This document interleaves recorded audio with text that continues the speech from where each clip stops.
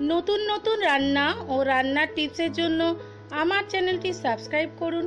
ভালো লাগলে লাইক বাটনে প্রেস করুন এবং শেয়ার করুন। আজকে আমরা বানাবো একটি চটজলদি রেসিপি, মুসুর ডালের চচ্চড়ি। এই রেসিপিটি আমি আমার বাবার থেকে শিখেছি। এই রান্নাটা খেতে খুবই সুস্বাদু। মুসুর ডালের চচ্চড়ি বানানোর জন্য প্রথমে আমি 250 গ্রাম মুসুর ডাল ভালো করে ধুয়ে জলে ভিজিয়ে জল ঝরিয়ে রেখেছি। এছাড়া লাগছে একটা মাঝারি মাপের পেঁয়াজ যা আমি কুচিয়ে রেখেছি, একটা ছোট টমেটো আমি কুচিয়ে রেখেছি। এছাড়া আদা কুচি, 4 থেকে 5টা রসুন আমি কুচিয়ে রেখেছি, একটা কাঁচা লঙ্কা আমি কুচিয়ে রেখেছি। এছাড়া 2টো এলাচ, একটা লবঙ্গ, একটা ছোট দারচিনি নিয়েছি। হাফ চা চামচের থেকে একটু কম লঙ্কার গুঁড়ো, 1 চা চামচ হলুদের গুঁড়ো, 1 চা চামচ নুন, পরিমাণ মতো চিনি, আর সম্পূর্ণ রান্নাটা হচ্ছে সর্ষের তেল। মুসুর ডালের সঙ্গে সব ইনগ্রেডিয়েন্টসগুলো আগে আমি মেখে নেব। তার জন্য একটা বড় বাটি নিয়েছি। এর মধ্যে আমি প্রথমে মুসুর ডালটা যেটা জল ঝরিয়ে রেখেছি সেটা দিয়ে দিলাম।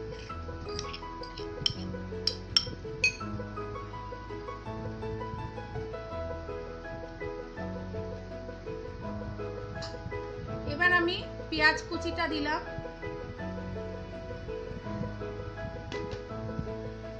টমেটো কুচি দিলাম,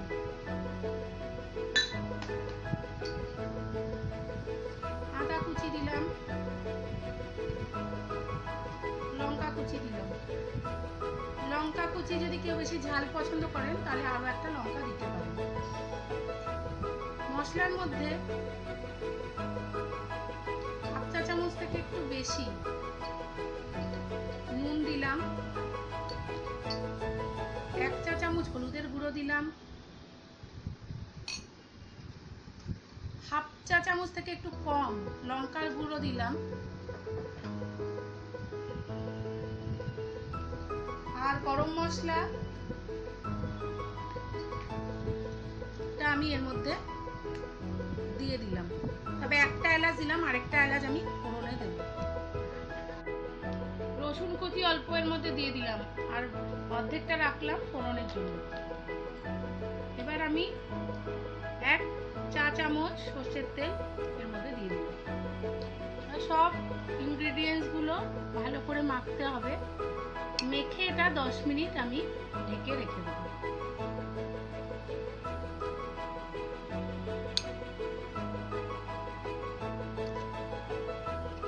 মুসুর ডালের চচ্চড়ি বানানোর জন্য আমি একটা ফ্রাইং প্যান গ্যাসের উপর বসিয়েছি।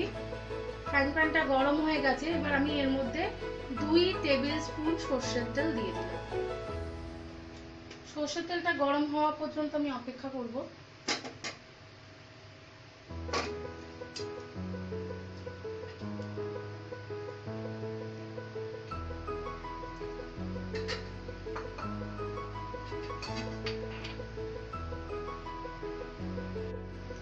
তেলটা গরম হয়ে গেছে। আমি এবার ফোড়ন হিসাবে যে ছোট এলাচটা রেখেছিলাম সেটা দিয়ে দিলাম, আর যে রসুন কুচিগুলো রেখেছিলাম সেটা দিয়ে দিলাম। এটা দিলাম ফ্লেভারের জন্য, সেন্টের জন্য। খুব বেশি লাল করে ভাজবো না। এবার এর মধ্যে আমি মুসুর ডাল যেটা মেখে রেখেছিলাম 10 মিনিট ধরে সেটা দিয়ে দিলাম।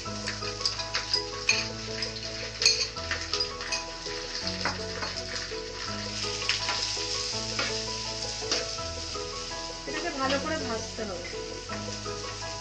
2-3 মিনিট এটা ভাজার পর এর মধ্যে আমি জল দেব।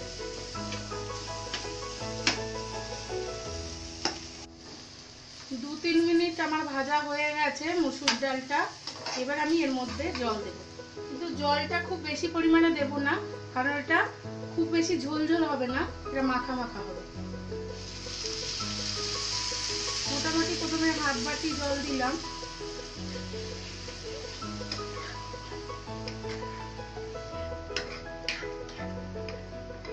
একটু জল লাগবে। আমি এবার এটা 5 মিনিটের জন্য ঢেকে দেব। গ্যাসটা আমার বাড়ানোই থাকবে, কারণ মুসুর ডাল সেদ্ধ হতে খুব বেশি টাইম লাগে না।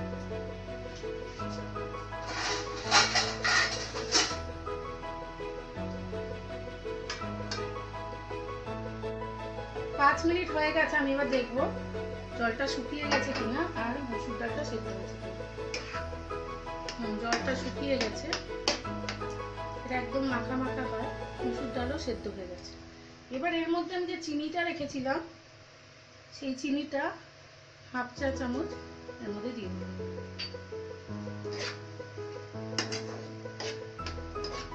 তবে চিনিটা অপশনাল, কেউ যদি মনে করে যে চিনি দেব না, না দিলে কোনো ক্ষতি হবে না।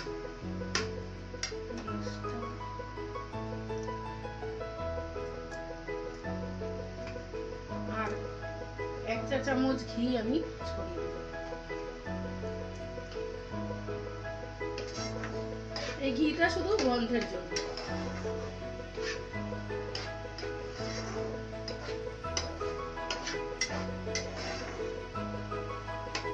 মুসুর ডালের চচ্চড়ি হয়ে গেছে, তাই জন্য আমি গ্যাসটা বন্ধ করে দিলাম।